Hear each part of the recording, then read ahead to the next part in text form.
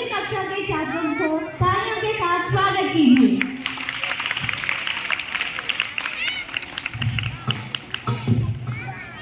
आप इतने परेशान क्यों दिख रहे थे? परेशान तो रहूंगा ना पार्वती, आखिर एक बेटी का बाप जो ठहरा। पार्वती, अब उसके हाथ पीले करने का समय आ गया है। पर हमारी आनंदी तो अभी सिर्फ 9 साल की है। अभी तो उसके पढ़ने लिखने और खेलने कूदने के दिन हैं। देख पार्वती, लड़कियां पराया धन होती है और जितना जल्दी इन्हें घर से विदा कर दे उतना अच्छा है। कल से आनंद की पढ़ाई लिखाई बंद। पर बाबू, इसमें मेरी क्या गलती है? आप मुझे पढ़ाई करने क्यों नहीं देते? तेरी गलती है कि तू एक लड़की है। लड़का होती तो क्या बाबू? लड़का होती तो क्या? ऐ लड़की, ज्यादा जबान ना चला, नहीं तो जबान हलक से खींचकर बाहर निकाल दूंगा। बाबू, मैं पढ़ लिख कर कुछ बनना चाहती हूँ। मेरी पढ़ाई ना रोको बाबू। आनंदी, तुझे पढ़ना है तो पढ़, लेकिन सारी उम्र बाप की छाती पर यूं बोझ बनकर ना बैठ। पर बाबू, अभी तो मेरी उम्र पढ़ाई लिखाई की है। मुझे पढ़ लिख कर डॉक्टर बनना है। पढ़ाई पढ़ाई पढ़ाई, आज तो तेरी किताबों का काम तमाम करके ही छोड़ूंगा। ये ले। नहीं बाबू, मत मारो बाबू।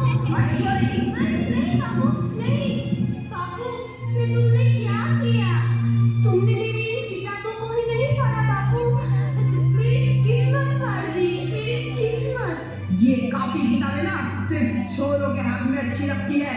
लड़कियों के हाथ में तो सिर्फ मेहंदी अच्छी लगती है, मेहंदी। पर बाबू, मैं लड़की हूँ तो क्या हुआ?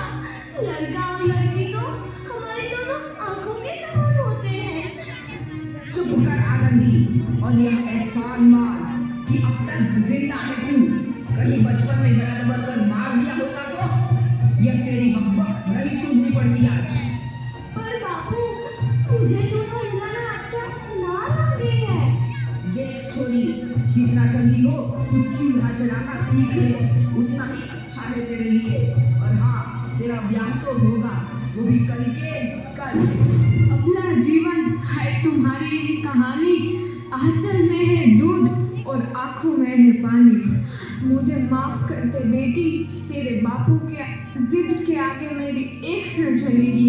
माफ कर दे बेटी, मुझे माफ कर दे। इस प्रकार मात्र 9 वर्ष की छोटी उम्र में आनंदी का विवाह गोपाल राव जोशी से हो गया। बाल विवाह एक सामाजिक कुरीति है और इस कुप्रथा का शिकार होना पड़ा आनंदी को। 5 वर्ष बाद आनंदी 14 साल की हो गई है। उसके घर एक शिशु ने जन्म लिया है। देखते हैं आगे क्या होगा। देखिएगा, इसे क्या हो गया है? इसका माथा तो अंगार की तरफ तप रहा है। इससे तो बहुत तेज बुखार है। आप बिना कुछ भी बोलते हैं, लीजिए मुझे। माधव, जल्दी से वैद्य जी को बुला के लाओ। जी, अभी बुला के लाता हूँ। ये तुम क्या कर रही हो आनंदी? भगवान की विभूति लगा रही हूँ। बस करो आनंदी, ये सब अंधविश्वास है। अरे आप यकीन तो कीजिए, भगवान की कृपा से इसका माथा ठंडा हो रहा है और बुखार भी उतर गया है ना बाबू? देखिए, दीजिए मुझे। उठो बाबू, आंखें खोलो, तुम्हें तुम्हारी माँ बुला रही है। आंखें खोलो, देखिएगा इसे क्या हो गया है। आंखें भी नहीं खोल रहा। आंखें खोलो बेटा। आप चुप क्यों है? आंखें खोलो बेटा, आंखें खोलो। आनंदी, हमारा बेटा कभी आंखें नहीं खोलेगा। नहीं, ऐसा नहीं हो सकता। मेरे बेटे को मुझसे कोई नहीं छीन सकता, कोई नहीं छीन सकता। पागल मत बनो आनंदी। माधव,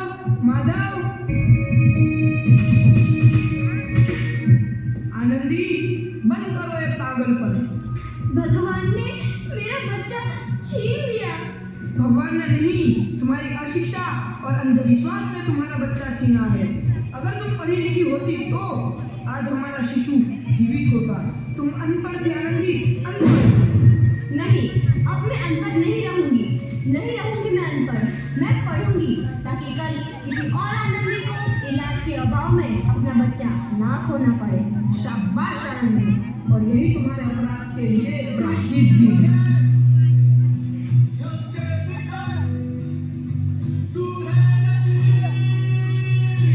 आनंदी, तुम्हारी 12वीं का परिणाम आ गया है। तुमने पूरे कॉलेज में प्रथम स्थान अर्जित किया है।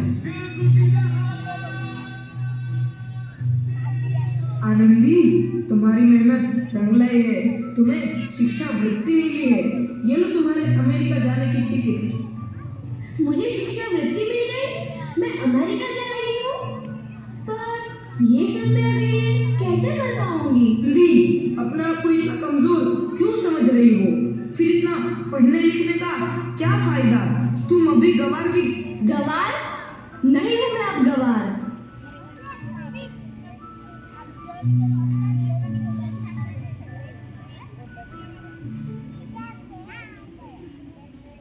इस प्रकार 7 अप्रैल 1883 को आनंदी अमेरिका के पेंसिल्वेनिया के लिए रवाना हुई और 3 साल बाद उन्होंने डॉक्टर ऑफ मेडिसिन की उपाधि प्राप्त कर ली।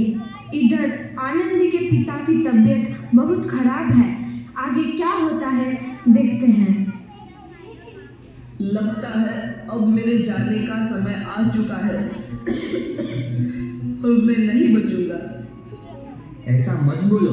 शहर के सिटी हॉस्पिटल में अमेरिका से डिग्री लेकर कोई बड़ा डॉक्टर आया है। एक बार वहाँ चलकर दिखा लेते हैं। हाँ, सही बोला भैया। कम से कम दिल को तसल्ली तो मिल जाएगी। हाँ हाँ, चलो चलो जल्दी हॉस्पिटल चलते हैं।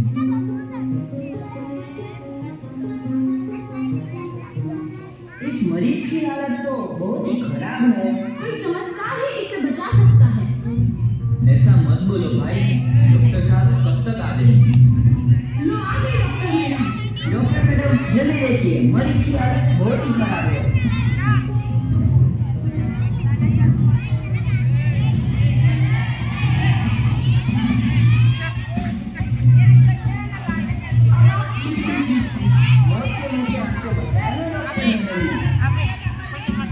डॉक्टर साहब ने मुझे बचा लिया। मुझे मिलना है डॉक्टर साहब से। डॉक्टर साहब नहीं, डॉक्टर मैडम बोलो। डॉक्टर मैडम, उन्होंने ही तुम्हें जीवन दान दिया है। लो आ गई डॉक्टर मैडम। मिल लो उनसे। डॉक्टर मैडम, आपका बहुत बहुत धन्यवाद। आपने मेरी जान बचाई। इसके बदले में मैं गरीब भला आपको क्या दे सकता हूँ? वचन वचन चाहिए मुझे कि कभी ये नहीं कहोगे कि लड़कियां कुछ नहीं कर सकती। वचन? ये कैसा वचन? अरे श्यामलाल, तुमने पहचाना नहीं? तुम्हारी बेटी आनंदी। आनंदी? मेरी बेटी आनंदी डॉक्टर?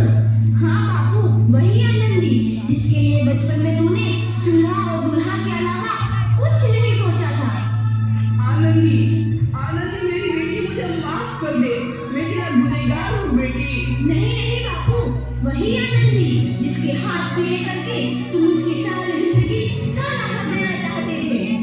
माफ कर दे मुझे मेरी बच्ची, माफ कर दे। मैं तेरा अपराधी हूँ मेरी बच्ची, माफ कर दे। नहीं बापू, मैंने तो तेरा एहसान चुकाया है। याद है ना अपना एहसान जो बचपन में तुमने मुझ पर किया था? ताने सुना सुना कर जीते जी मार डाला था मुझको। अब बोल, और किस किस को मारेगा? आनंदी बेटी, मुझे माफ कर दे मेरी बच्ची। मैं तेरा गुनहगार हूँ। बापू, आपने भी तो बोला था कि किताबें सिर्फ बेटों के हाथ में अच्छी लगती है, बेटियों के हाथ में तो सिर्फ मेहंदी। बेटों और बेटियों में फर्क करना तो आंखों में फर्क करने समान है। एक का पढ़ना और दूसरे का ना पढ़ना सामाजिक अंधकार है बापू, सामाजिक अंधकार। काहे मांगता हूँ मैं तुझ जैसी बेटी का, जिसने सारी उम्र मुझसे कुछ ना मांगा। मांगा तो सिर्फ बराबरी का दर्जा। वरना सच तो यह है कि मैं तेरी माफी के लायक भी ना हूँ। मुझे बाप तेरी बराबरी कर सके उसके मैं लायक भी ना हूँ मेरी बेटी, लायक अपने बापू को क्या माफ नहीं करोगी आनंदी?